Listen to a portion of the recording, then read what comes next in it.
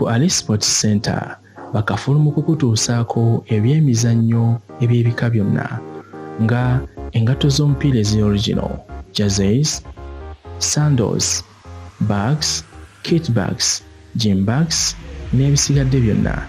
Tusangibwa ku Johnson Street, Titanic Plaza, edduuka namba TD08.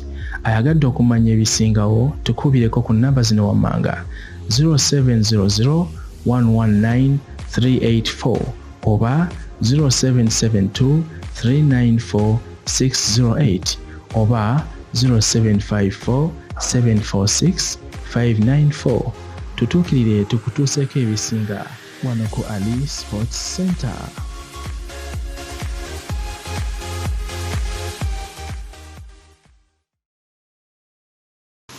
Assalamu alaikum wa rahmatullahi wa barakatuh. Alhamdulillahi wa sallallahu ala rasulillahi sallallahu alayhi wa sallam. Wa ba'du.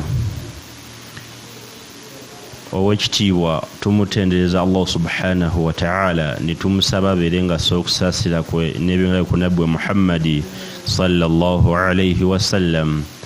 Mbakutira okubeera nga tutya owekitiibwa Allah subhanahu wa ta'ala. Tuli ku min ahsanil qasas, mu bimu ku byafaayo ebisinga okubeera nga bituufu era nga birungi. Ng'owekitiibwa Allah subhanahu wa ta'ala bw'atugamba mu Qur'ani ekitiibwa, nahnu naqussu alayka ahsanal qasas bima awhayna ilayk ila akhiril aya. Allah subhanahu wa ta'ala tugamba nahnu naqussu, mazima ddala ffe tukunyumiza ebyafaayo ebisinga okubeera ebirungi ate nga bituufu mu ebyo ebyabeera nga byabeerawo mu kusooka newankubadde nga tewaliiwo.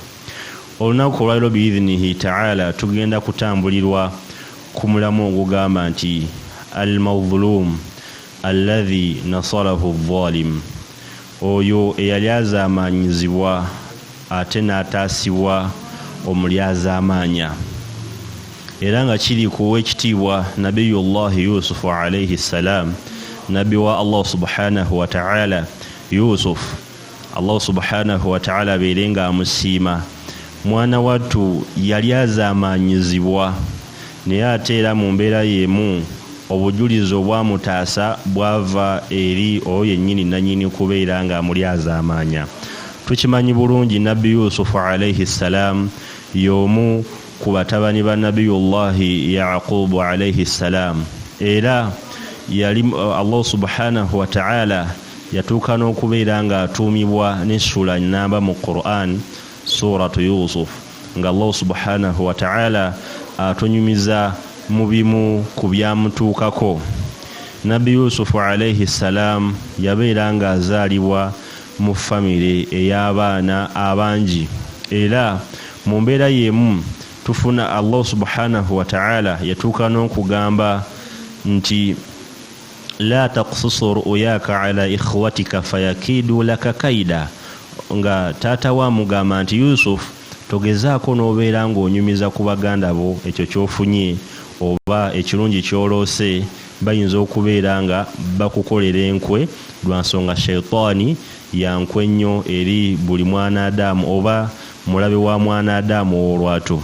Nabbi Yusuf alayhi salam n'abeera nga yatambulira mu bulamu ng'ayagalwa nnyo taata we, n'ayagalwa nnyo bazadde be, ne batuuka n'okubeera nga baganda be bamukwatibwako ensaalwa nga bwe kiri ku buli mutonde yenna. Tusaba Allah subhanahu wa ta'ala abeere nga atutaasa ensaalwa. Nabiyullahi Yusuf era baganda be bennyini mu bufunze batuuka n'okubeera nga bamusuula mu luzzi. Abasajja bannamalungu abatunda abaddu ba slaves ne babeera nga bamulonda, ne babeera nga bamutwala ne bamutunda. Allah subhanahu wa ta'ala tuuka n'okugamba nti washarawuhu bithamanin bakhsin qalila, batuuka bwe baali bamutunda ku lower price, bamutunda nga obusente butono nnyo nnyo nnyo nnyo nnyo. nga tebuli valuable kubeera ng'omuntu atundibwa. However much teriyo value yonna eri equivalent kubeera ng'omuntu atundibwa. Naye Nabiyullahi Yusuf n'abeera nga atundibwa, n'atandika okubeera nga akola ng'omuddu oba slave mu maka g'obwakabaka obumu e Masiri. Era mu mbeera eyo mu bufunze omu oba omukyala w'omu ku bakulu abaali mu buyinza mu kaseera ako, olwansonga Nabiyullahi Yusuf yali musajja nga Allah subhanahu wa ta'ala yamuwunda, kubanga okumanya Allah ali yamuwunda, omukyala oyo olw'embeera yali etuuseewo ayita banne babeere nga bawitnessinga, babeere nga balaba naye omukyala kye yabaddeko, bwe bamulabako ne bagamba nti ma hadha bashara. Falamma ra'aynahu, bamala okulaba bati Yusufu alayhi salam, qulna, abakyala bagamba nti ma hadha bashara, oyo si mwana Adamu, oyo si muntu, in huwa illa malakun karim, oyo malayika namba.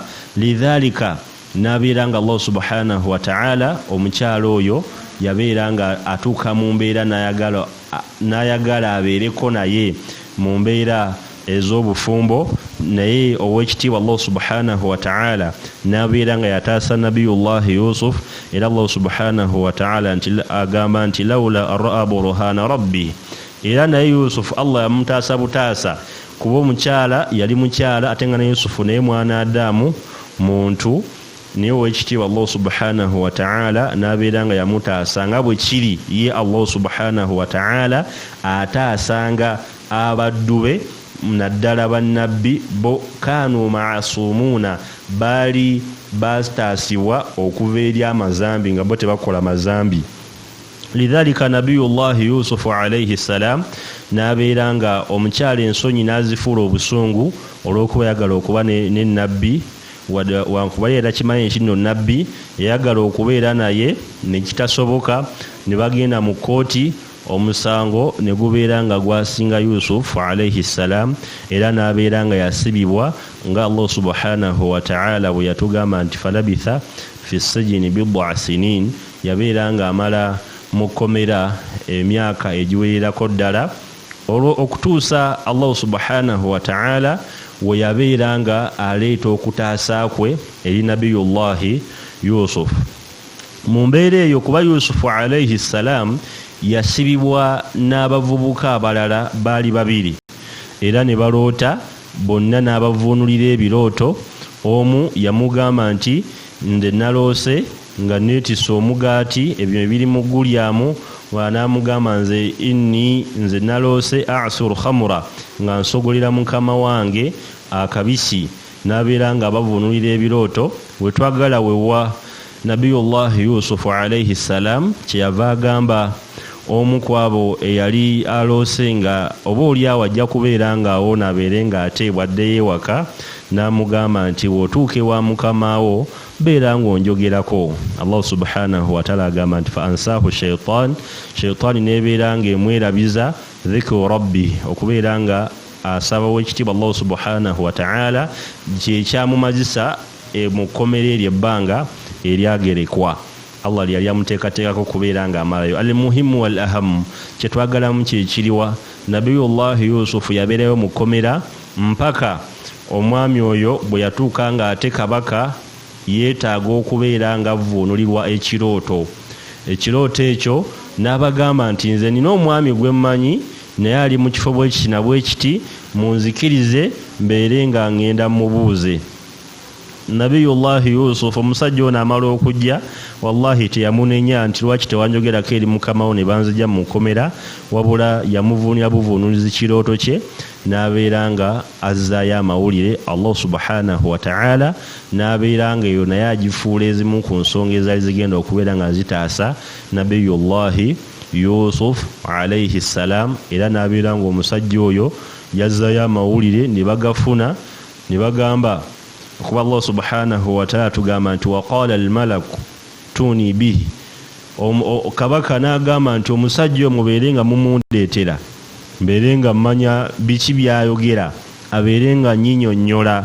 Era n'abeera nga bwe baamuyita mu kkomera gye yali ali, n'abagamba nti nze sigenda kuva mu kkomera okutuusa nga mmaze okubeera nga nkiriyalinga ekyo ekyansibisa. Unzur, beera ng'otunuulira obugumiikiriza bw'abannabbi oba kubeera gwe nga bakunonye mu kkomera gy'omaze emyaka egisukka myaka 7 osobola okugamba nti nno nsooka kumanya nsonga ki yansibisa oba odduka buddusi. Naye Nabiyullahi Yusuf yabagamba nti nze nsooka kumanya nsonga ki eyandeesa mu kkomera era etuuseewa, kubanga yasibibwa nga bagamba nti nno yarepinze oba yabadde n'omukyala w'omukungu mu mbeera ez'obufumbo. N'abeera nga bajja abakyala ne bajja wonna ne bajulira ne bagamba nti ife ne twalaba Yusufu alayhi salam tetwamulowolezaako kibi kyonna okuggyako okubeera nga tumulowooleza birungi byereere byokka. Lidhalika Nabiyullahi Yusuf alayhi salam n'abeera nga ateekeddwa mu nteekateekwa z'okubeera nga afulumizibwa ekkomera. Tujja kubeera nga twongerako insha Allah.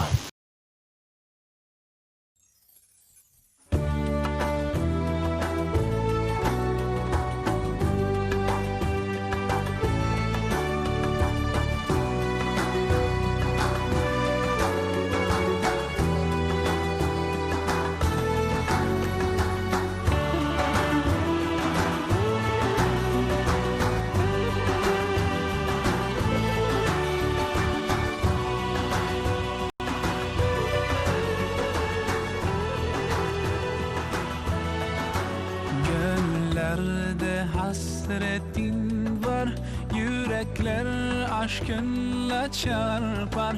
Sensiz dünya bizlere dar. Selam sana ey kutlu yar. With submission, faith and patience, you conveyed the noble message. Brought us light through your guidance. Peace be upon you, my beloved. Ya Habibi, Ya Muhammad, Ya Nabi, salam alayka. Ya Rasul, salam alayka. Ya Habib, salam alayka. Salawatullah alayka, Ya Nabi.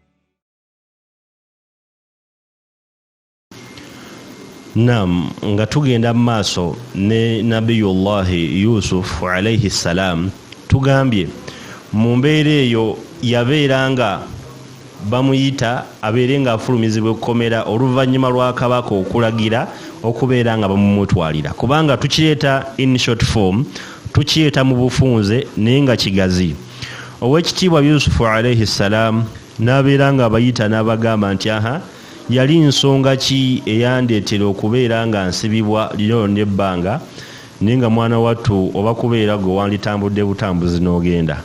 Awo omukyala kyeyava ajja n'abagamba nti nno Allah subhanahu wa ta'ala tugamba nti qalat al-ana hasal haqqu.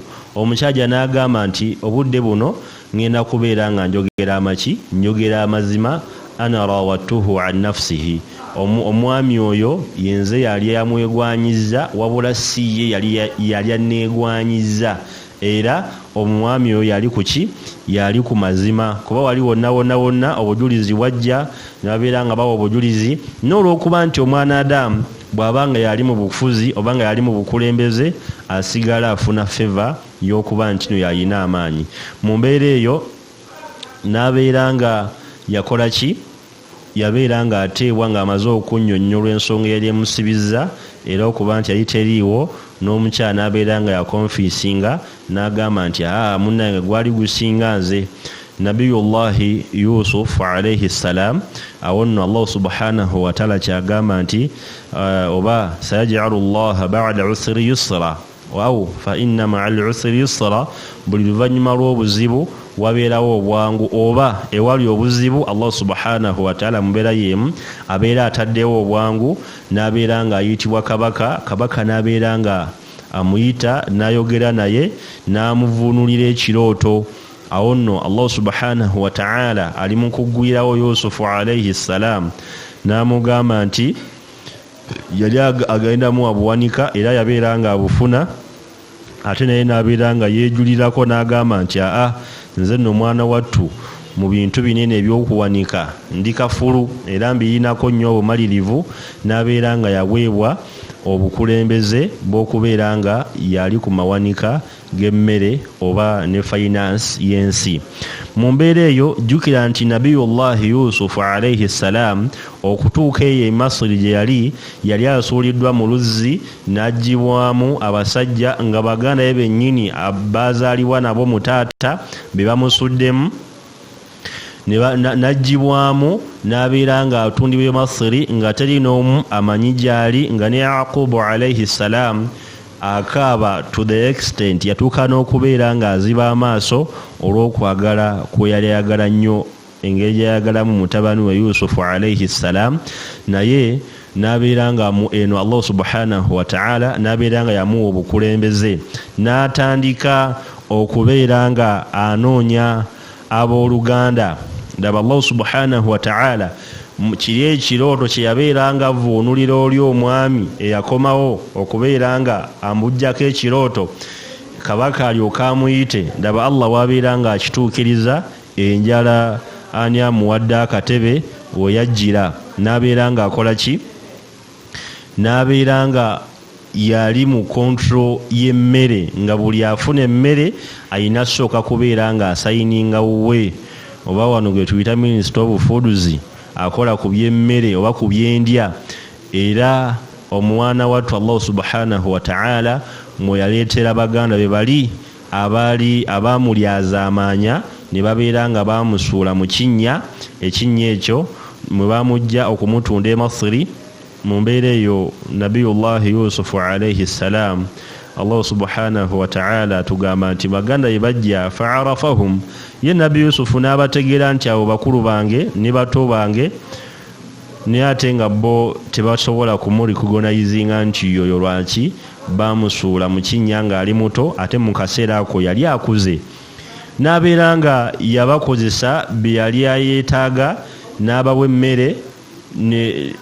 Akaseera ako yabawa mmere just gye basobola kubeera nga basurvivinga, naye n'abagamba nti in fact Allah subhanahu wa ta'ala tugamba nti munia minna al-kail, baddayo eri kitaabwe ne bamugamba nti munnange tutuuse naye batummye emmere gye tuba tukimye, fa arsil ma'ana akhana, tusindike ne muto waffe oyo abeere nga omusajja oli ali ku sitowa yagambye bulutagala noono muto waffe tetugenda kubeera nga tufuna emmere. Nabiyullahi Yaqubu kyava bagamba nti abange mbeere nga mbeesiga, mbeere nga mbakwasa obwesigwa nga bwe nabubateekamu ku muganda wa Mawli Yusufu, ne mubeera nga mwakola embeera y'okuba nti no yambulako, n'abanga agaanye naye yamaliriza akkiriza olw'ensonga baali beetaaga okubeera nga bafuna ekyokulya ewaka. Mu bufunze ne babeera nga bajja naye, era bamala otuuka bali mu kupima bapima. Yusufu alayhi salam n'akwata ekipima n'akiteeka mu mmere ono omuto gye yali agenda okwetika, kuba oli yali muganda we mu maama ne taata, omusajja yali agenda okubeera nga yeetikka, n'abeera nga yagiteekamu ekipima. Baba batambuddeko ka distance katono nnyo, ne bagamba nti mukomeewo, waliwo ekibbiddwa, omukulu kyapimisa tetukirabako. Ne baaza nibananga bakulu bagamba nti maji'ina linufsida fil ardi wama kunna sariqin, ffe twaze kubeera nga twonoona yale tuli babbi. Kyava babuuza nti ate singa kizuulibwa nti mumwe wali wabbye, n'amugamba nti ajja kubeera ng'aweebwa empeera yoya, empeerwa omwana Adamu yenna abeera bye gy'alina okubeera ng'aweebwa. Era ne Allah subhanahu wa ta'ala agamba nti fabadaa biawiyatihim qabila wi'ai akhihi. Owekitiibwa Yusufu alayhi salam yakozesa obwongo ba'da Allah, yatandikira ku byombo oba ku bye baali basituliramu emmere bali bakulu be, qabila wi'ai akhihi nga tanaba kubeera nga akebera oba acekinga ku kinene ekya omwana gwe yali agala okubeera nga asiga naye muganda we. Ne babeera nga bakisangamu, bamala okisangamu ne bamugamba nti tetwewuunyiza kubeera nga abadde abbye, iyasiriqu faqad saraka akhun lahu min qabli. Already ne muto we yali yabbako dda nga akyali muto nga bategeezaamu Yusufu alayhi salam. Ye Yusufu n'abeera nga asirika lwa nsonga bo baali tebamanyi oba nti gwe boogerako ate ye muganda we nyini. Mu mbeera eyo n'abeera nga yasiga ne baddayo eri taata ne bamugamba nti owaaye n'omwana yaye bamusigazza. Mukulu waabwe omu n'abagamba nze sijja kubeera nga nzirayo okutuusa nga Allah subhanahu wa ta'ala ataddewo embeera endala. Mu bufunze Nabiyullahi n'abeera nga asigaza muganda we, era Allah subhanahu wa ta'ala yagamba nti narfa'u darajati ma nasha. Allah subhanahu wa ta'ala asitula amadalo oyo gw'aba yagadde. Yusufu ki eyandibadde asigaza muto we mu lubiri authority tagirina, n'olwokuba nti Allah subhanahu wa ta'ala asitula amadaala n'abeera nga yamusitula nga ina ne authority esigaza oyo gw'aba yeetaaze wonna w'abeera ali. N'abeera nga bagenda ne baddayo ne bamunnyonnyola ate taata wa Yusufu n'abeera nga addamu butoga kaaba amaziga.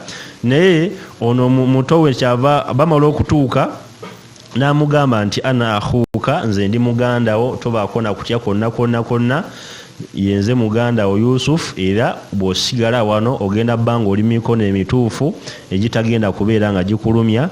Ne muto waabwe n'abeera nga yaguma, oba muto wa Yusufu alayhi salam n'abeera nga yaguma, ne babeera bonna mpaka Allah subhanahu wa ta'ala ate lwe yabeera nga aleeta embeera nga ate balina okubeera nga baddayo eri kitaabwe, kubanga ye taata waabwe yabeerangawo ng'abagamba nti inni la ajidu riha Yusuf.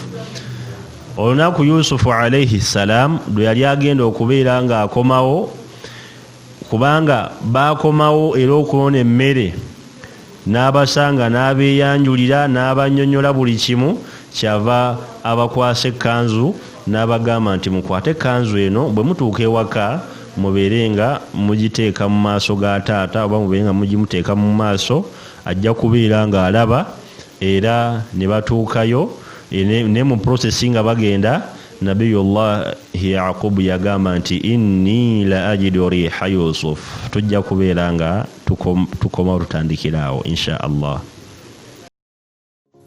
Ku Ali Sports Center bakafulumu kukutuusaako ebyemizannyo eby'ebika byonna nga engato z'omupiira ez'original, jerseys, sandals, bags, kit bags, gym bags n'ebisigadde byonna.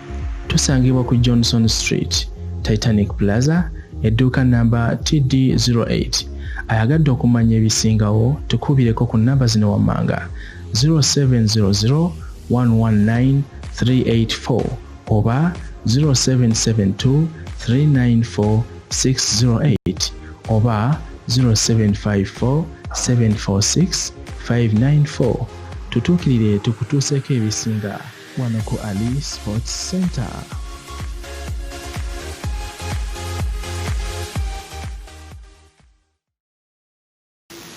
Naam, nga tugenda mu maaso ne Nabiyullahi Yusufu alayhi salam amala okusindika bakulu be ne bato be, ne bajja ne babeera nga baleeta ekkanzu mu maaso ga taata.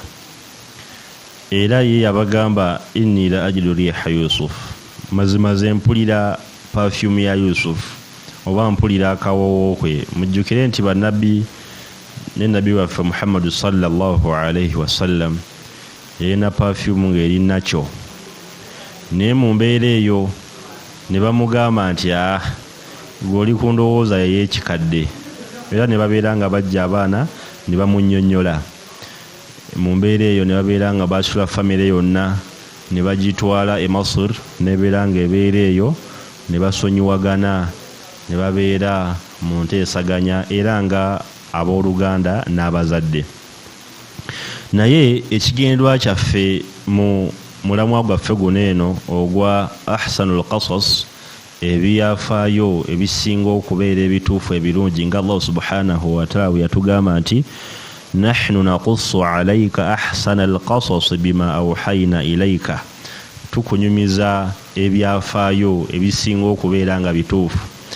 Nabiyullahi Yusuf alayhi salam tumufunamu ebyokuyiga bingi, nga bwe twagambye nti almazlumu alladhi nasarahu alzalim, oyo eyali azaamanyizibwa ate nabeera nga ataasibwa omuli azaamanya, nti Yusufu alayhi salam yali azaamanyizibwa okuva eri mu batoobe oba mu bakulu be, ne bamulyazaamanya ne bamusuula mu kinnya, ne babeera nga bamugjayo n'agenda mu kkomera, n'agenda amaka gye yagenda ne babeera nga bamusiba olw'okuba nti no yabadde n'omukyala ekitali kituufu, naye omukyala yennyini ye yabeera nga obujulizi nga bwe twalabye. Yagamba Allah subhanahu wa ta'ala tugamba nti qalat imra'atul aziz, mukyala w'ekitiibwa yagamba al'ana hasal haqqu, obudde buno njogera amazima, ana rawattuhu, yenze nannyini kubeera nga amwegomba, wabula omuvubuka si yakikoze era yeye mutuufu n'abeera nga ataasibwa. Era mu bye tufuna mu kyafaayo kino ekirungi, Nabiyullahi Yusuf alayhi salam yabeera nga teyateekawo bukyayi wakati we n'ab'eŋŋanda ze olw'embeera gye baamuteekamu, nti omuntu wabeera akunyiizizza atereka kubeera nga osigawo bukyayi obutakoma. Mu mbeera y'emu abazadde bankizo era balina engeri gye balowoozaamu ey'enjawulo okusingako ate ffe abatali bazadde, oba omuzadde eri omwana we amulowooleza bingi. Kuba taata wa Yusufu alayhi salam yabagamba nti nze nga ntidde okubeera nga mbasindika okulunda embuzi ne mutabani wange, ne bamugamba nti taata omwana tujja kumukuuma, naye yali takimanyi naye yakifiiringa, era mpaka lwe babeera nga bakituukiriza ne bamugamba nti inna dhahabna, twagenze ne Yusuf okulunda, fa akalahu dhibe, omusege ne gumulya, naye nga baali balimba. Era mu mbeera y'emu ow'ekitiibwa Allah subhanahu wa ta'ala mu bimu kwe tufuna mu kyafaayo ekyo, omwana Adamu ng'oli muzadde si kirungi kubeera nga olaga abaana bo nti osinga kwagala gundi oba osinga kwagala gundi, lwa nsonga abaana abo bajja kubeera nga bafunamu okukyawagana. Era kiringa omuzadde bw'anaakwata ebyobugagga n'abeera nga agabirako abamu n'atabagabira, kibeera nga kiteekawo okukyawagana wakati w'abaana. Era mu mbeera y'emu omwana Adamu ebbanga lyonna oba oli mu mbeera embi gy'olaba nti ng'oli mu mbeera mbi, beera munywevu era obeere ng'okimanyi nti ow'ekitiibwa Allahu subhanahu wa ta'ala agenda kubeera ng'agikugjamu ate n'essanyu ery'amaanyi. Kubanga tunuulira Nabiyullahi Yusufu alayhi salam, bamala baganda be okubeera nga bamusudde mu mazzi oba mu kidiba, ne babeera nga bamugjayo ne bamutunda n'akola nga slave. Kuba tugamba slave y'omuntu nga ye property, ne bw'ogamba okumutunda omutunda ku ssente z'oyagala ewatali kaluubirizibwa, ky'oyagala kyalina okubeera ng'akola. Allah n'abeera nga takoma kubeera slave, n'abeera nga ataasibwa mu kkomera, kwegamba buzibu ku buzibu. Ye slave talina bantu be tamanyi gye bali, n'agattako n'okubeera ng'asibiddwa mu kkomera, obona buzibu. Naye ow'ekitiibwa Allah subhanahu wa ta'ala ate yamaliriza ye gwafudde omukulembeze w'e Masiri.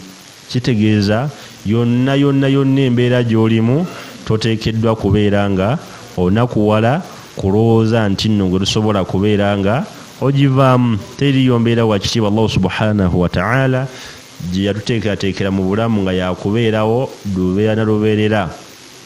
Era mu kyafaayo kyennyini ekyo, kubanga Nabiyullahi Yusufu alayhi salam omwana Adamu yenna abeere ng'akimanya, buli w'obeeribeerako Allah ng'alina waakutuusizza mu bulamu, ekintu ekisookerwako baŋŋanda zo, bana b'emikwano bajja luvannyuma, naye owooluganda nsonga nkulu nnyo.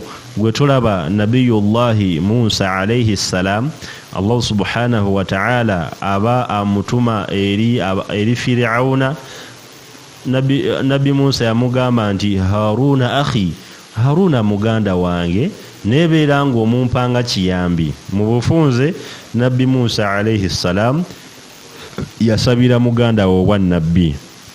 Wakadhalika nabiyullahi Yusuf yabeeranga akowoola abantu be ne babeeranga bava eri ewaali embeera etali nnungi, oba tugambe n'abajja mu kyalo n'abeeranga abateeka mu kibuga kuba ye yali akulira amawanika ag'ebyemmere oba aga buli kimu.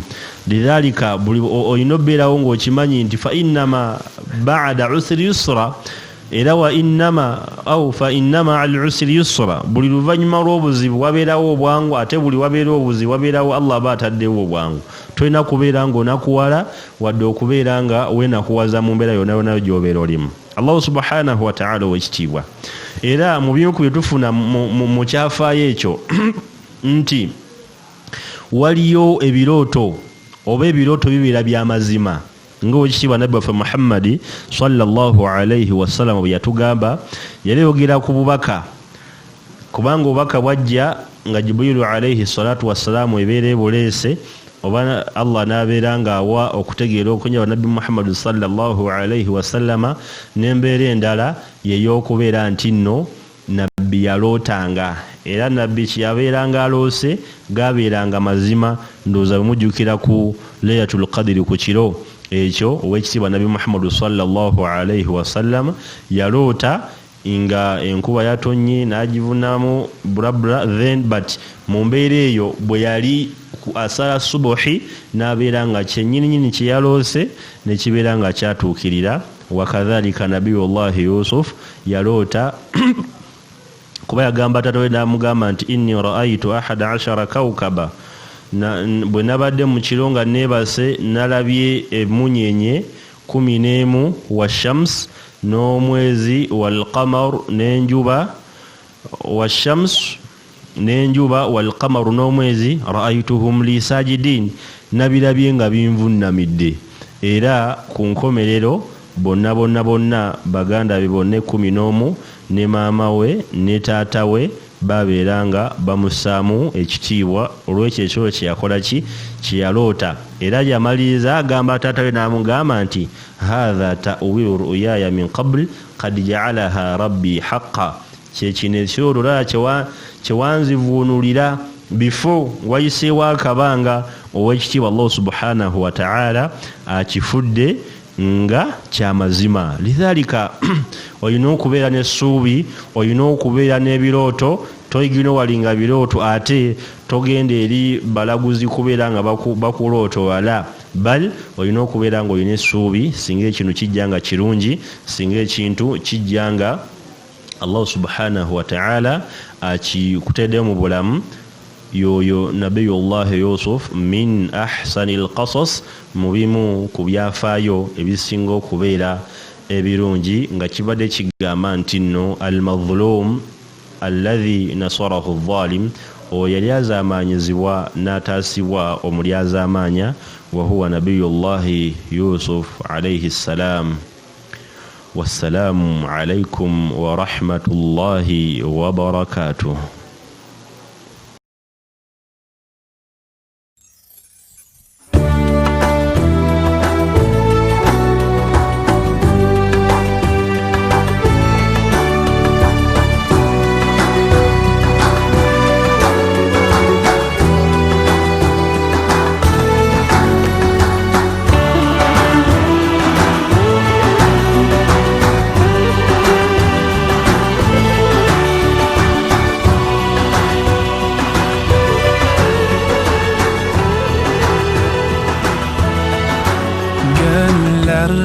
Hasretin var, yürekler aşkınla çarpar.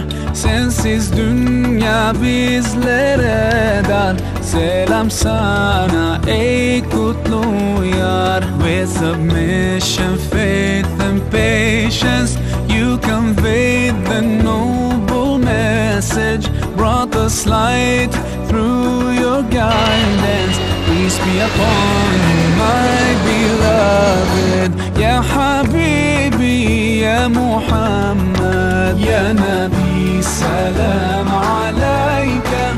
Ya Rasul, salam alayka. Ya Habib, salam alayka. Salawatullah alayka, Ya Nabi. Ku Ali Sports Center bakafulu mu kukutuusaako ebyemizannyo eby'ebika byonna nga engatto z'omupiira ezi-original, jerseys, sandals, bags, kit bags, gym bags n'ebisigadde byonna. Tusangibwa ku Johnson Street, Titanic Plaza, edduuka namba TD08. Ayagadde okumanya ebisingawo tukubireko ku namba zino wammanga 0700 119 384 oba 0772 394 608 oba 0754 746 594. Tutuukirire tukutuuseeko ebisinga wano ku Ali Sports Center.